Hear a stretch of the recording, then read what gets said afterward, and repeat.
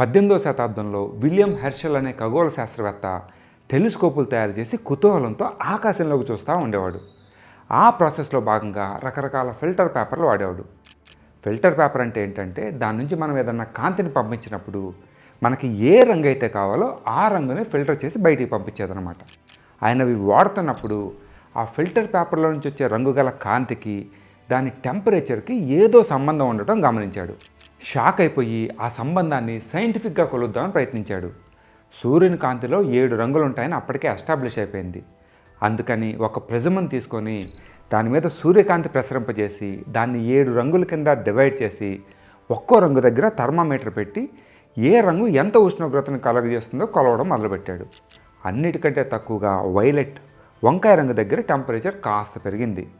అలాగే స్పెక్ట్రంలో పైకి వెళ్ళే కొలది అంటే బ్లూ దగ్గరికి వెళ్తే మరి కాస్త పెరగటం, ఎల్లో దగ్గర ఇంకొద్దిగా, అన్నిటికంటే ఎక్కువ ఎరుపు రంగు కాంతి దగ్గర టెంపరేచర్ బాగా పెరిగింది. అంటే రెడ్ కలర్ లైటు ఎక్కువ ఉష్ణోగ్రతని కలగజేస్తుంది అని అర్థమైంది. కానీ అక్కడతో ఆపేస్తే కుతూహలశాలి ఎందుకు అవుతాడు?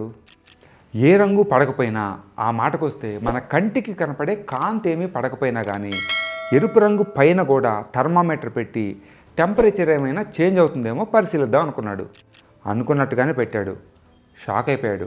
టెంపరేచర్ మరికాస్త పెరిగింది. తను నమ్మలేక ఇదే ప్రయోగాన్ని పలుమార్లు చేసి ఎరుపు రంగు పై భాగంలో కూడా థర్మామీటర్ పెడితే టెంపరేచర్ పెరుగుతుంది అని కనిపెట్టాడు. అంటే మన కంటికి కనపడిన కిరణాలేవో ఎరుపు రంగు పైన పడి ఉష్ణోగ్రతను కలగజేస్తున్నాయి. అవే ఇన్ఫ్రారెడ్ రేస్. చూసారా, పెద్ద పెద్ద ఖరీదైన ఎక్విప్మెంట్ లేవు, తల తిరగేసే మ్యాథమెటిక్స్ ఫార్ములాలు లేవు, ఉన్నదే కాసింత కుతూహలం.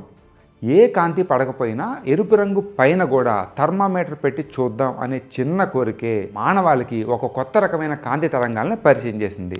అందుకనే stay curious and stay tuned.